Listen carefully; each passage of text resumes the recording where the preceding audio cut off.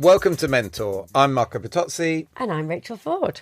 Hi, Rachel. How are you doing? I'm good, thank you. We've got a good guest today, haven't we, coming up? Lovely guest. Karen Stacey, current president of WACL. And I just thought a very honest and open chat that we had with Karen. Well, she's always straight talking. Yeah, very straight talking. And she was very, very happy to talk about her biggest fuck up. I think the lesson is always get your contract signed. Yeah. Never make Find out which contract it was. Yeah, exactly. Make sure, the devil is in the detail. And I think actually she said, didn't she, that, look, I know that that's not my absolute strength. So I make sure that other people will definitely read through the contracts, get them signed. But she will always ask, the contract was signed. She'll always make sure she asks the question. We also talked about university. Well, we reflected on how many of our guests have not been to university and obviously doing very well in their careers. And I like the fact she talks about it being a badge of honour. Yeah. And how that hasn't always been the case. I think that really segues us very nicely into Karen Stacey, CEO of DCM. Come in, Karen.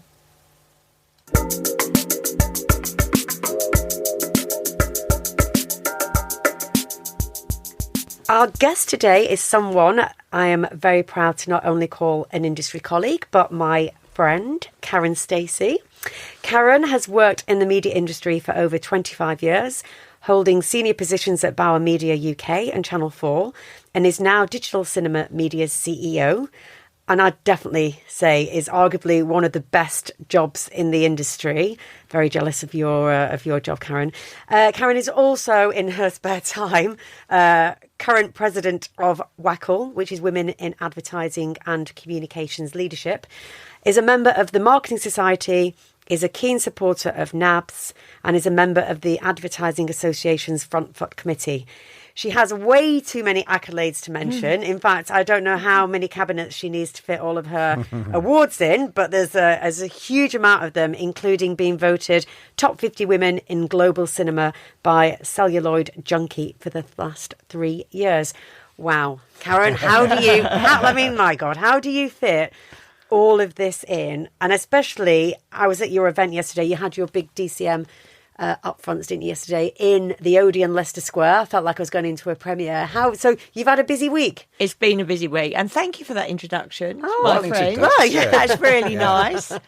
And wow, sometimes you think, we're not doing enough, are we? Yeah, that is you. That is you. We're not doing enough. We need to do more. I know. Well, listen, I'm just exhausted reading it.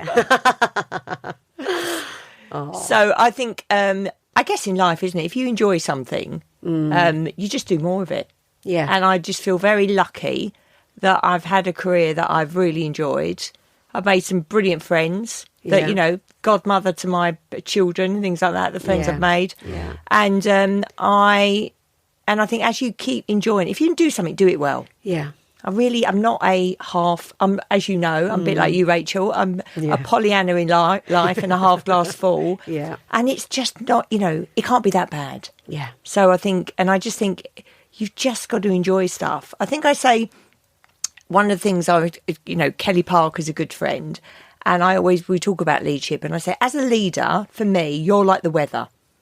And when your team come in, they want to see sunshine. Yeah. And that's your job. That's so true.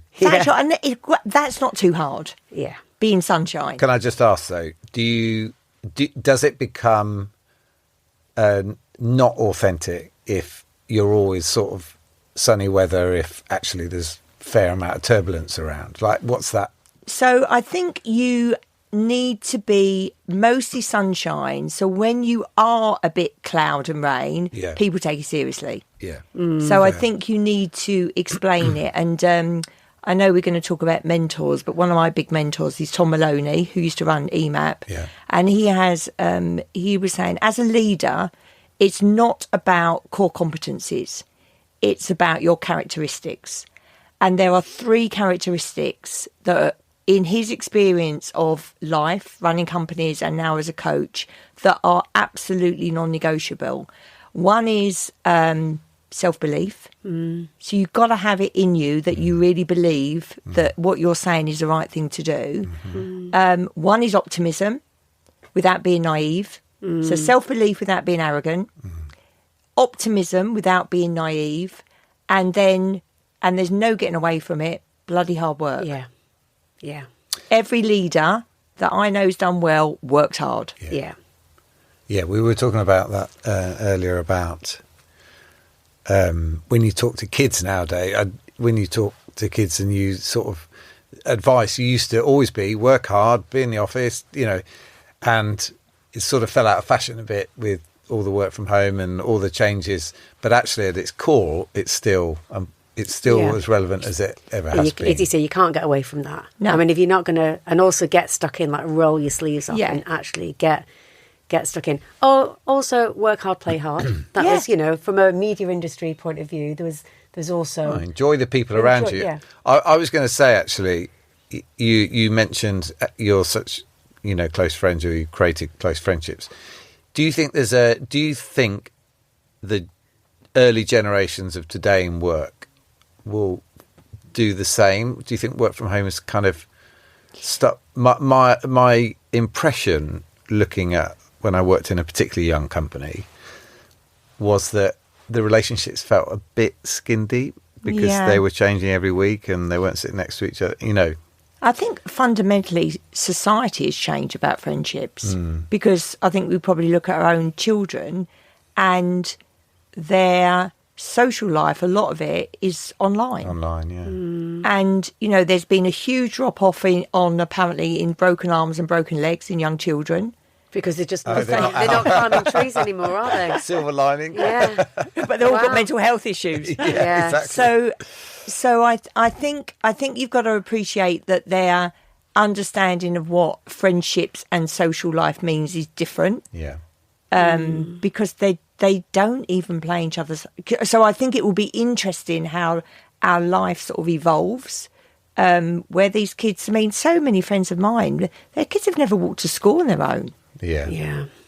So, and that is so funny, isn't it? I always say to Alex, I'm like, why don't you just go around to his house and do this? And it's because, it's such a sort of basic reason. It's like they can't log in to the same Xbox game from the same place. Yeah. They have to be in separate places to be able to play together. And you're like, oh my God. I know. How depressing. Or even like, why don't you just phone? I used to say to Sophie, why don't you phone her? She was like, why would I do that? I read somewhere that they think that they feel it's rude now to just ring someone up, like it's not the etiquette. In their space. Interrupt, in their space, isn't it? But it's an interesting one because I think, as you say, friendships. I think about my career, long friendships, but we would hang out. I mean, don't always have to be at the pub, but you would socialise with each other. Where I suppose now it's quite a lot more individualistic. You go to the gym on your own, or you go to the.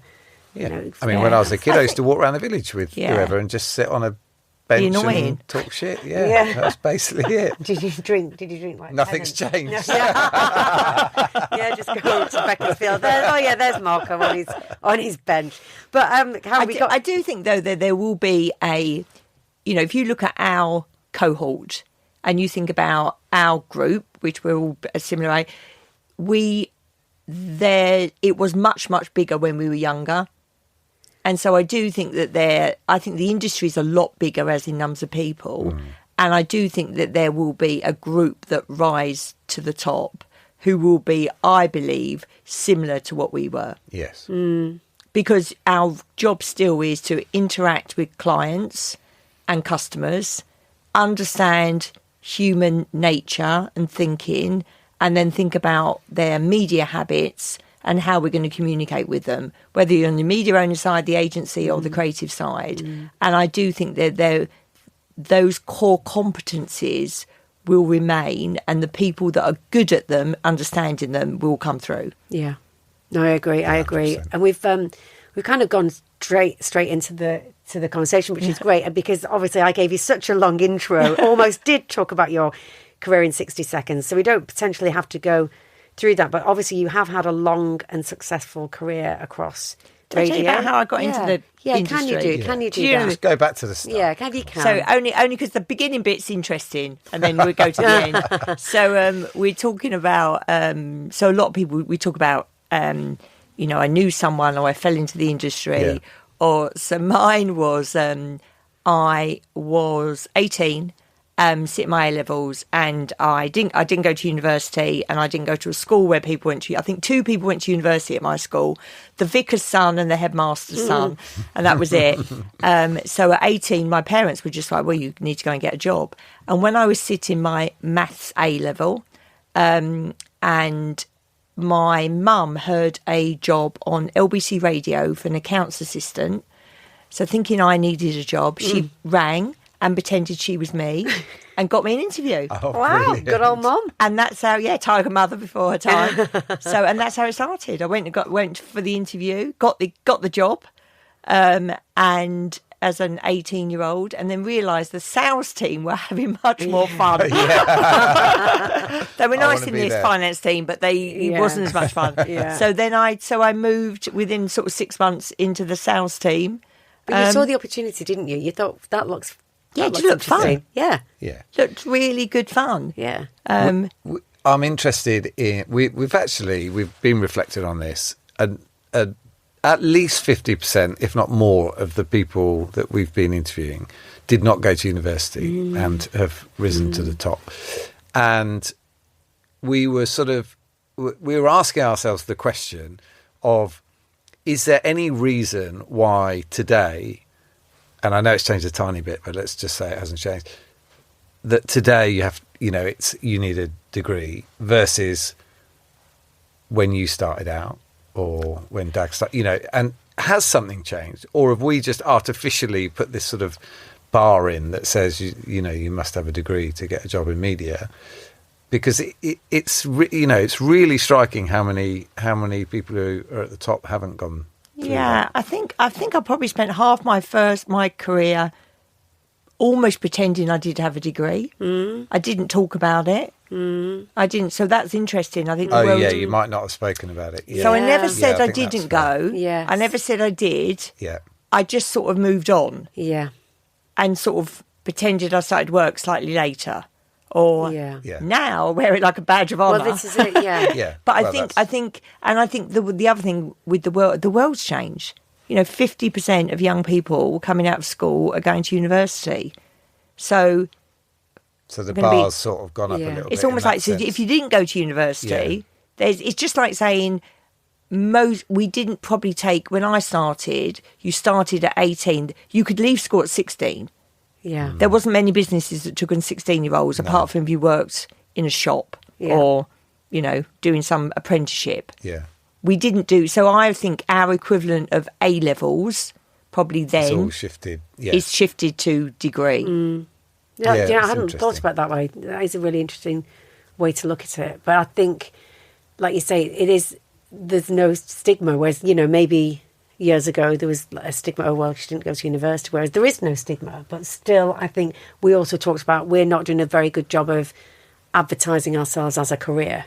I still think young people don't particularly know about media marketing and advertising as a career. I think for me, I was talking to Sharon Lloyd Barnes about this.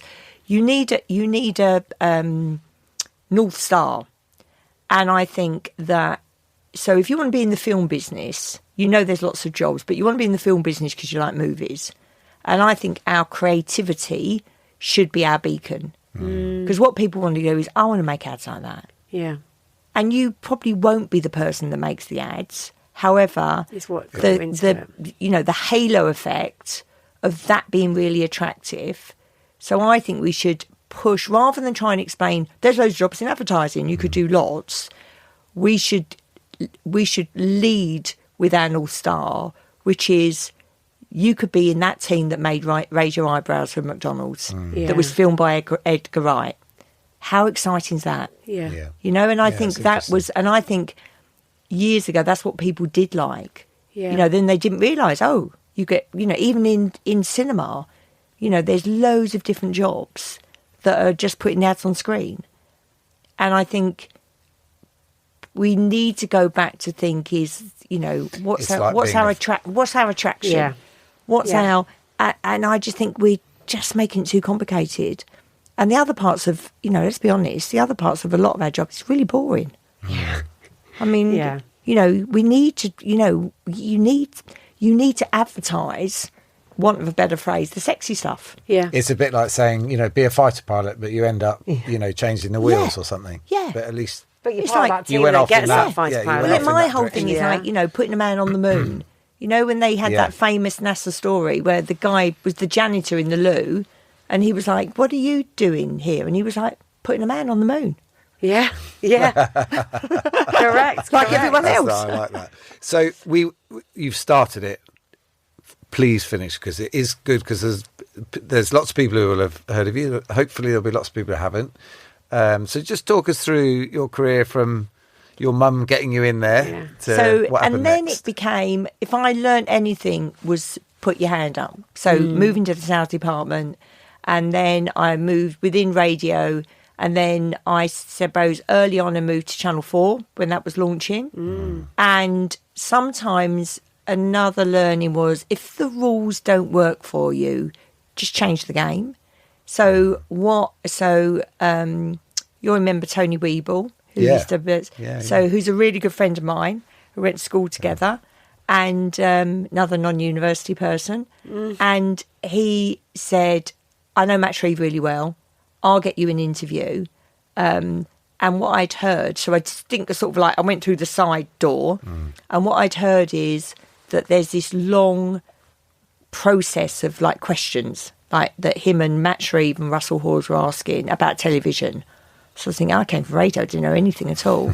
So I created my own presentation. So I thought, I've got to turn it on its head. So about how I saw television, and I guess that I call it intelligent naivety when you don't know a lot about a subject, and how I compared it to radio. And radio was a harder sell, if you think about those back in the day of 1992. And I just said, I know you've got a long set of questions, but I've just put some thoughts together about them and presented what I thought. And at the end of it, they said, well, you've answered all these questions. Which, and if it had been the other way around, I think I would have struggled. And just by taking the initiative, you've said something. As you said, you turned it on its head, didn't you? And turned that to an ad. Well, also turned your lack of experience in that space actually into a positivity, because you could bring fresh perspective and thinking, and I suppose parallel experiences into the TV space. And I think what they were looking for were for salespeople rather than TV negotiators. Which where television was. Have you still got that presentation? Just thinking, where's that presentation now? Wouldn't it be good to go back and look at it? I remember one time, though, when I asked Matt years after, like, why did I get the job? And he said, so at the end of it, they said, have you got any questions? And I also thought, I've got nothing to lose. So I said, yeah, how did I get on? Ah, good. And they went, you were the only one who asked for the job. Do you know what? Actually, that's They say that. That They is say a that great tip there. At the end of every interview, when they say, what do you think? Any questions? You say, People are afraid to do that. Yeah, but that's showing your confidence in yourself. You'd already shown that by turning it on its head and going in with a presentation and thoughts, and then you ended it. That's also sales, right? Asking for the deal at the end. That's what Matt said. That's what we realised. You were just like asking for the money. Yeah. Don't leave without feedback. Isn't it funny? Yeah. Oh my God, that's it. So then to Channel 4. So how long did you stay at Channel 4 for? So 6.5 years, and then I loved it. Absolutely loved it, because I think I was mixing. Obviously, it was an amazing brand, and if you remember at the time, people didn't want to go. So the brand was created.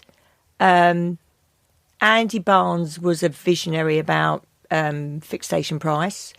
And what I learnt from him was, if you believe in something, hold your nerve. So, a lot of people don't realise after its huge success, 2 weeks before Christmas, we had one deal. It's mad. For Renault. I keep saying to Marco, it's like us. I keep saying, come on, Marco, this is the right business. Hold your nerve. And he was being pressurised from, they were big characters, Matt Shreve and Russell Hawes and Paul Taylor, Julia Jordan, and he was like, no, we're not doing it. And then and he held his nerve, and everything came in, and it was a really, and we had a great atmosphere. He then, so this is 1992, created a 50-50 workforce. Did he? Yeah. So he set out to do that. He set out to do that. And did that go all the way up to leadership? That went up to leadership. Apart from the business directors, it was 3 and 1. And actually, that was the only place. But group head, so my level I went in at, so group head as it was then in old money, God knows what it'd be called now, it was 50-50. Amazing. Yeah. And then every level down, he, because Rupinder Downey, who's still there, she said, so sometimes I have the questions now, and she's like, we've just gone backwards. Wow. Yeah, I mean, it set that. Well, that was that North Star, set that vision. And do you think that helped the culture? Yeah, I mean, it did help the culture in that I didn't ever feel that it as you know, the TV world, especially at that time, was quite male dominated. Quite male dominated. So it never aggressive. felt. And Andy wasn't necessarily a testosterone filled I love football obviously, but golf playing. Yeah. He wasn't like that. So you did have some big characters. But to be honest, the reason I left was we'd had so much fun proving Channel 4 should be on schedules, proving the 1634-year-old story. Just still remember it now. We're young, we're upmarket, we've got light viewers. That's just still, they're still saying it. Yeah. That sounds like cinema. Yeah, that's why I'm using it now.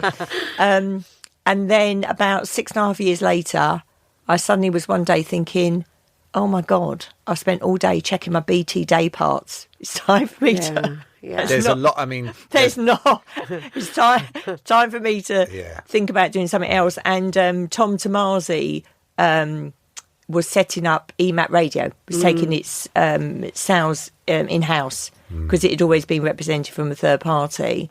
And I just thought that felt like a Channel 4 launch all over again. Yeah. And going home a bit, back to radio? Yeah. And I still love radio.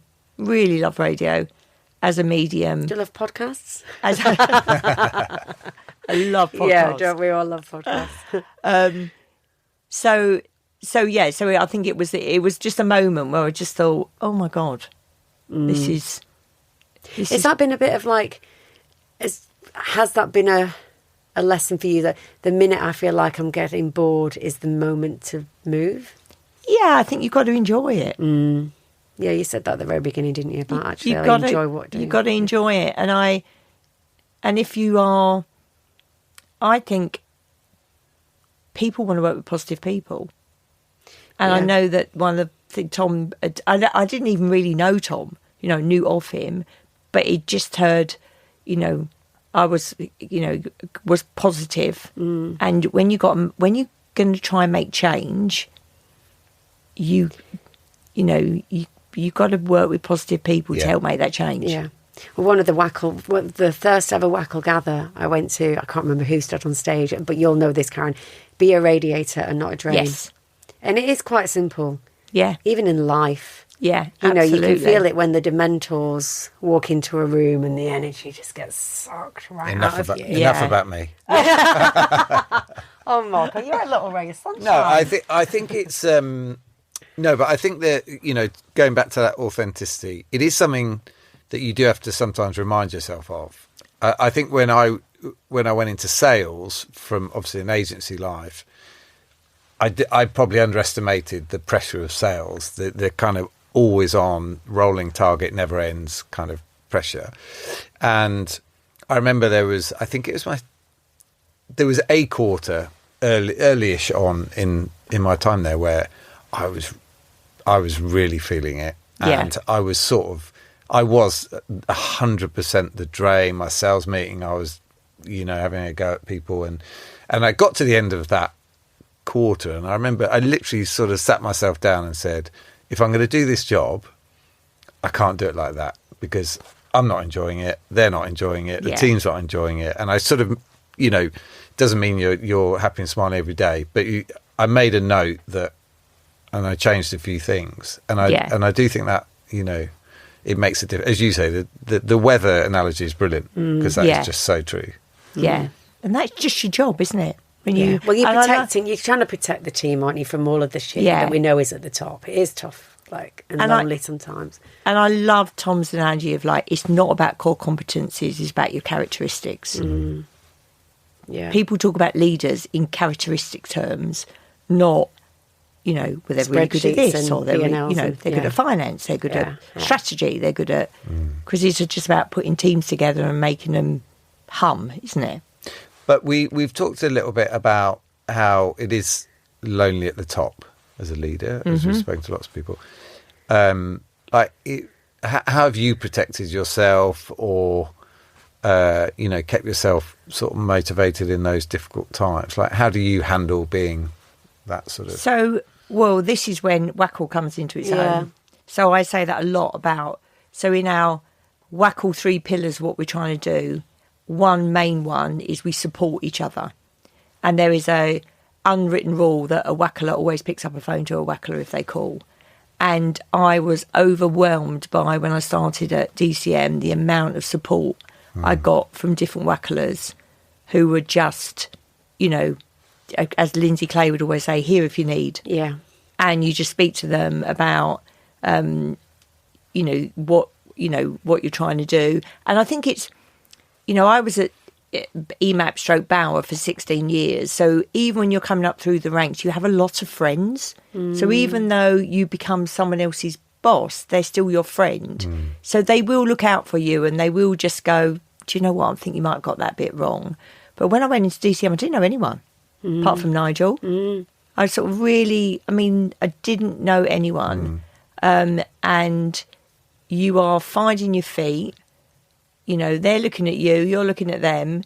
And so WACL was a real place where I just learned from people of, have I got this right or have they got... So I think it's, have you got a network around you? Yeah. Where you can just talk honestly. And I know one of your questions is going to be about, one of the big things I learned, which I always share the advice, which is you'll go in and you'll go, oh my God, there's 10 things here that I really need to do. There will only ever be 2 that are really, really important. Some things can be a 6 out of 10. Yeah. And the worst thing you can be is a boss with a red pen. So if it's a 7, and it's fine if it's a 7, let it be a 7. Yeah. Because you will make that person feel like they've done a 9. And give them the confidence. And it doesn't really matter. And when it's got to be a 9, that's when you go, right, this is the crack squad. This is when we really concentrate. But otherwise you will just, burn yourself out. You would kill yourself if you try and do all 10 things. Yeah. Because I was going to ask you actually in terms of, and we'll come back to WACL in a sec, that, you've done a whole programme around the CEO 101 and actually giving guidance. But is that the type of guidance that, kind of like elevator, if you go in, stepping into a CEO role or a senior role, is that the type of advice you give? Just try and make sure you're not being 10 out of 10 on everything. Absolutely. But you need to know the basics. Yeah. So I think, and I guess, talking about my maths A level, numbers are my thing. Numbers are definitely, I'm more that way than words. So I'm quite happy for someone else to do all my words. But numbers, if I that's had a superpower, that would be it. Yeah. So, but it does surprise me how many people can't read a P&L or understand the dynamics of a P&L. And I just think as a CEO, one of the things I was really keen to teach at WACL was, I guess the point of the programme was, as a CEO, these are the core competencies you just need to be at least a 7 on. Let's do a programme around them and just teach people them. Yeah. So around leadership and recruitment, around the finances, around just day-to-day HR, and then just lessons I've learned, that sort of thing from stories from people. Yes. But I do think that, the finance one is pretty important. Yeah, it's fundamental. You can't, it's the brilliant basics. Yeah. You've got to get the brilliant basics. Yeah. Right. But I think, within businesses, and it's funny because when you think back to interviewing processes of years gone by, when you're more junior and you're going through it and you're getting to that, you're nudging to that leadership sort of level, it's so often a question by headhunters and people, have you run a P&L and all that sort of stuff? And it's interesting because when you worked with a P&L, you kind of, I think people are afraid to sometimes afraid to ask a finance director to go through it and actually. So I think if you're not comfortable with it, just get the finance director to sit down with you and literally spell out every column, every line. I so agree. And I always say, I'm mentor, so do you, like a lot of young women. I say, don't ever say, I'm not good with numbers. Yeah. I say, because the finances director, just don't say it. Yeah. Yeah. Get the finance director to run a sales team. Yeah. Wouldn't have a clue. Go and be their best friend. Yeah. I'm going to say, as a CEO, it's the most important relationships is with your CFO. Absolutely. And your talent team, really. That triangle of getting those people around you, you've got to get that right. And as you say, don't be afraid to ask. The problem is that, the higher you get up in an organisation, bizarrely, you should be more curious about stuff, but actually you don't. You don't want to look like you don't understand. But it's a bit like, and it's a bit like we're talking about the DCM upfronts. You need to understand it because your job as a CEO is to drive growth and drive revenue. And if that looks like it's not happening, your finance director's job is to cut costs. So if you don't understand where the levers are to drive your revenue, that's what will happen. Yeah. Yeah. And that's a terrible place to be. It is. So I can imagine you've never fucked the numbers up, because we always ask, what was your biggest fuck up? Have you? I mean, Pollyanna, have you ever fucked anything up? So do you know what? I'm not the best completer finisher. I'm in those Myers-Briggs, whatever, all the things we do. Yeah. I'm a shaper, I'm a planter, I'm not a completer finisher. And years ago in radio, we were doing something as an industry, and we had something within EMAP which we wanted changed in the contract. And basically I just didn't do it, didn't get around to it. And it came back. To bite your bum. As it does. Because what happened was, when it was, something happened, too long to explain, and Paul said to me, but we had that in writing. It's always those. And it wasn't signed. Yeah. And it was, I can still remember, I can remember where I was sitting, where I thought, oh my God,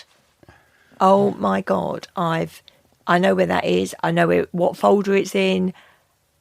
And I know it's not signed. And I know it's not signed. And that brilliant. And so what I've learned is I'm not the best at that. So I always make sure when it's something like that there is someone at my end who's the completer finisher. Like, you will never necessarily be what you're not going to be. Yeah. But just make sure you... Well, we've said that, haven't we, about that? Like, in a team, you need diversity of thought, of complementary skill sets. Because actually, you talked about your superpower is numbers, and actually that's really brilliant to be really good at something. You don't have to be average at everything. Yes. So actually, but you do need teams, and you need to surround yourself with people that complement you. There is a trend. There is a trend towards, I think, more of the leaders we've spoken to being more like that, and having a number two or some people in the team that sort of complement them in the detail. Let's just call it the detail. It's not, we all do detail to some extent, but it does seem a bit of a trend. And I'm sorry, we're not meant to, we're slowly getting our stories out. But sorry, Karen. Yours just reminded me, because it was my worst sort of running new business at Zenith moment. But it's the same learning that I took out of it. Was the short story was, I sent the agency to the client, and the client came to the agency and for a pitch. And so I'm sat in I wasn't in the pitch, and I literally, my PA goes, Marco, I've got the so-and-so client on the phone. I'm like, that's weird. Why would they be on the phone?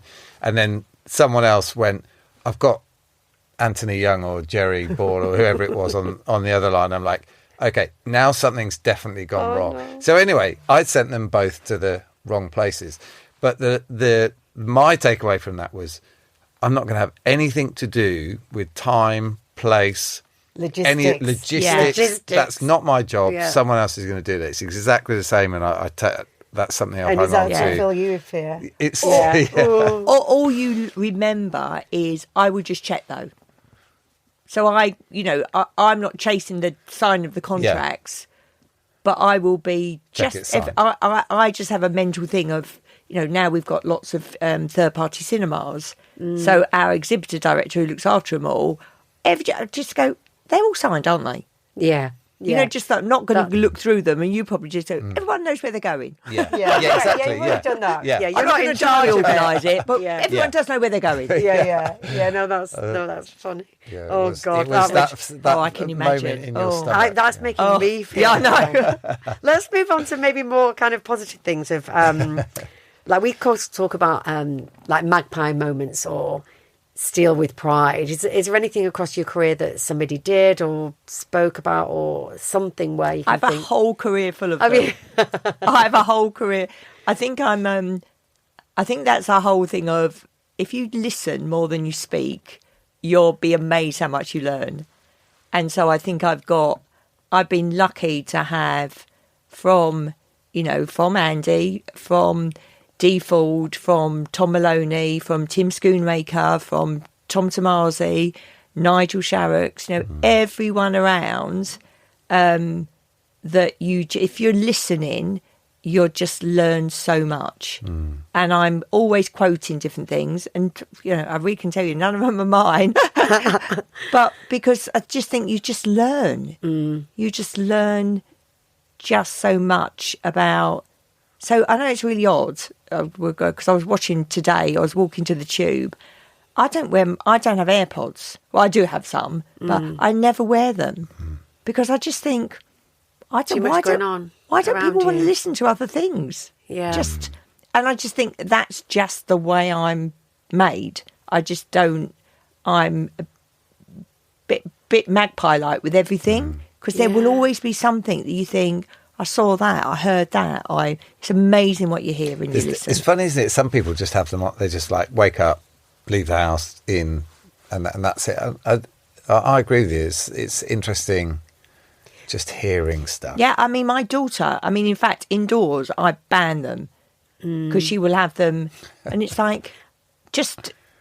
I think maybe that's a generational thing. Well, yeah. Yeah, they're always watching or listening to something, aren't they? And there's no downtime, is there? But I think that goes back to, like, you walking along the street. I think it's because you're interested and you're curious, and that's why you probably are a bit, you're always seeing magpies, because you take an interest in stuff, and I suppose you're looking around you, aren't you, and trying to absorb it all. But it's an interesting one. And I was completely forgot what I was about to say then, which is one of my moments. Which is one of my moments that I love to get Marco's got luckily, I wanted to go back to the leadership, starting in leadership, because I'm reading and hearing more about, there's some quite vocal people saying there's no such thing as imposter syndrome. That's something that's been sort of labeled, especially for female leadership. It's been a label. And then other people saying, no, it's real, and here's how to deal with it. Like, how do you...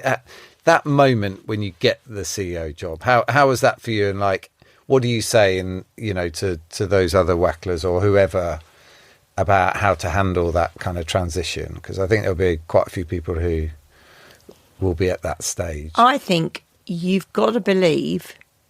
So Nigel Sharrocks gave me the job. Most people give people a job because they want them to win. Because they want them to win, because they want to be shown that they've picked the right person. Yeah. So you've got to believe that they want you to win, which I often say to a lot of people. They don't really, they really don't want you to fail, not because they want you to fail, because they don't want you to. Because it'll reflect on them. So you've got to have a bit of belief. And I think in life, so when I think about when you're not the number one, you believe that you're not as good as your boss.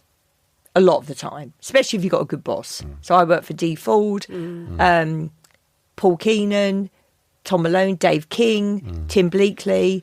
You know, you're always looking for, they always know something more than you. And actually, when you're suddenly given the space, it's quite liberating to suddenly think, I actually know more than I thought I did. And I think I just had a moment of, I can do this. Do you know what I mean? I know how to run a team. I know how to run a P&L. And then a lot of the things, and I think it just comes with just success breeds success. And also, don't you think that, like, no, I've always thought this, that sort of knowledge is power. So when you get into those positions, you're given more information, you meet more other senior people that give you interesting information, and then suddenly you're more you know, there's definitely something in that, you know, extra information gives you that sort of sense of. I just think also sometimes you just got to break it down. You know, if you break down the challenges, as always, again, it's like a maths problem, isn't it? Just look at the bits you know. Look at any maths question. You look at the bits you can do first, and that, funnily enough, unlocks the bits that you think. But if you look at the whole thing, you get overwhelmed. You get overwhelmed, and you go, "Oh well, I have no idea what the answer is." But you go, but you can do 4 times 6, which is what that first bit's asking for. Yeah, and you can do that bit there. Yeah, and then actually, there's only 2 bits I can't do. Yeah, and then your confidence builds, doesn't it? Exactly. I think confidence is a huge piece, and I think in a way, like, you know, talk about imposter syndrome, and I don't suggest every time fake it till you make it, but once you're in that role, because there's an expectation on you, you almost live up to that expectation, or try to live up, which again might give you no confidence that I can do this, and I'm gonna, like, and almost like that self-belief then builds over time, because you know that people are looking at you to be that person, so you try to step into that role. I think being humble about what you don't know. Yeah, there's nothing wrong in saying, I don't know. But let's go and find out. There's really nothing wrong in saying that. And I think maybe it does come with experience. And before, I remember years ago, someone said to me that don't underestimate, for all the smarts and the brains and the cleverness when you're younger, do not underestimate experience. And one thing I would say now, being at the sort of, you know, through my career, because experience, you've been through situations. Well, you learn from your mistakes, don't you? Yeah. So I mean, it's something that, you know, at WACL, when they worked a lot with TikTok, right? Influencer marketing worked a lot with TikTok. And it was just when TikTok was like really getting a bit of momentum, and they would do what all the tech platforms do, which is say, well, you know, why don't you share your client list and we can discuss how we can work together on it. And, you know, there was a sort of element of panic amongst the younger teams going, we can't share our client list with you. I'm like, just fucking give it to them. Like, they're going to know more about your clients than you are in about 6 months. But, you know, it's like, it's just history repeating itself. It looks different colours, you know, but it's similar. And that is where experience shortcuts so many things. But also, it does not matter what the topic is. When that younger person is confronted by difficult client, something's gone wrong, whatever the thing is, you've done that 1,000 times before, and you can help them. And I think it is, like you say, it's a shortcut, because, you know, you can spend a lot of time worrying about one thing, but actually if you just have a conversation about it and you can put some experience behind it, I think it helps to save time. I did speak to Nigel about you, actually, and he just said, well, he obviously definitely made the right hire, didn't he? But he just said, it's amazing your energy. And you talked about creativity at the beginning, that you're always trying to bring something new to the table, or something that you're always trying to innovate or think or be creative. And that, again, must be a drive that you just, like, you know, how do you manage to keep bringing new things to the table? I think it's, one, because it's interesting, because who wants to do the same thing again and again and again? Secondly, I really believe that cinema as a medium can do more. And I think it's got a real place in the future. So I think it does help when you really believe in the company that you work for. I also, and down to Nigel. Nigel, as the chair, gives me lots of space, and so do the shareholders. So that's quite refreshing in this world. We hear a lot about just shareholders breathing down your neck. Yeah, and that's not going to help you thrive, is it? No, they really do. They really just trust and believe in you. So maybe that helps. But I do think it's just interesting. Yeah, I do, and I guess. So as you, a bit like you, Rachel, we travel a lot. We love travelling because we like to go and see different things. So I guess it is our characteristics of it. We don't do the same thing all the time as a family.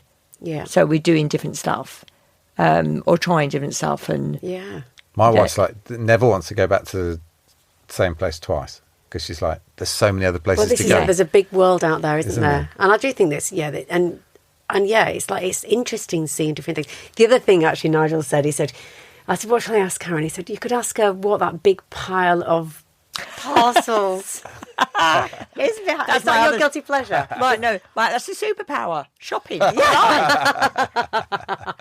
Getting really good stuff really cheaply. We just wondered why you get it delivered to work and not home. Why do you think? Because I could then take it home in my car. One piece at a time.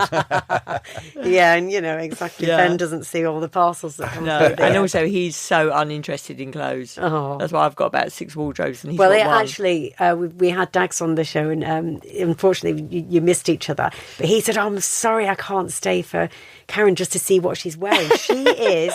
So, you are the best dressed person in media. You've always got. But do you know the other thing as well about it? Was it clothes genuinely without? And I hope this doesn't sound shallow. Make me happy. Well, this is it because you do ask about deciding what I'm wearing in the morning, and so it makes me or looking at stuff and thinking, I could wear that. It makes me happy. Yeah. Well, it's a form of creativity, isn't it? At the end of the day, how you match things, how you think about things, self-expression, and also, let's face it, everyone has their, some people love watches, some people like, everyone's, it doesn't matter what it is. If it makes you happy, it makes you happy. I think we should end on that actually. So your superpower, you've got lots of superpowers, but a very, very good one is shopping. Yeah. I think that's great. I mean, who doesn't love to shop? Thank you, Karen. Thank you, Karen. It was lovely. So lovely. Thank you. Thank you for having me. And I just want to say a big thank you to you guys because I think what you've done is done something different, which is really brave. I think that it's a need a lot of companies need. Maybe they don't quite realise it yet. So I'd say crack on with it. You know how much we support you. Yeah. But I do think it's something. Office Angels for 2025. Exactly.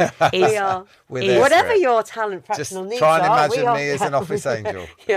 You are certainly my office angel. Oh, right. Karen, thank you so much. I really appreciate that. Thank you very much.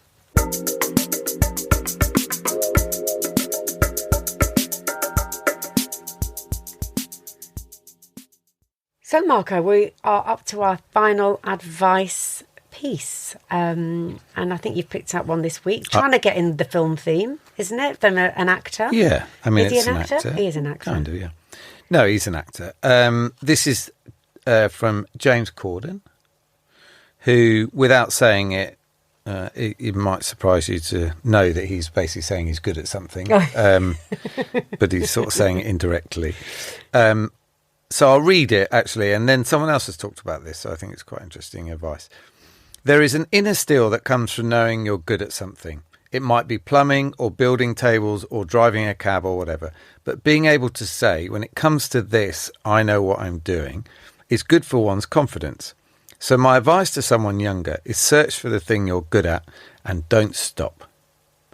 And Scott Galloway, I heard once say, which struck me at the time because I feel like maybe I've drifted in that direction. He said a lot of people say do what you love. Yes. As advice, but But he's like, but if you're not good at what you love, then that's not good advice. He said, do what you're good at. Yeah. And then see where that takes you. And then if you get to a point where you can then choose to go in the direction of what you love, or you combine the two, then brilliant. But he said that this thing about do what you love is a bit of misdirection, because you might not be good at that thing. Yeah. So I think and actually we've heard a lot about it from guests. Talk about superpower. Yeah. Like, find your superpower and hone right on it. Don't try to be jack of all trades. Better to be master of one. Yeah. At least until you there's a version of it sort of fits. It doesn't quite fit, but it sort of fits into the do what you're good at and then get people around you that fill in the other. It's slightly two different things, but it's the theme is, if you're good at something, focus on that. If you focus on it, you'll do a good job of it because you're good at it. And if you do a good job of it, you're more likely to get promoted, and you're more likely to get paid more, enjoy it as well, etc., etc. So thanks, brilliant. James. Thanks, you, James. You're That's good not at things. Too bad. That's not too bad. But I think that is all we've got time for. Don't forget, we love to hear about your mentors. And Mentor is a Viral Tribe entertainment production. Don't forget to give us a follow on Apple Podcasts or on Spotify. Thanks.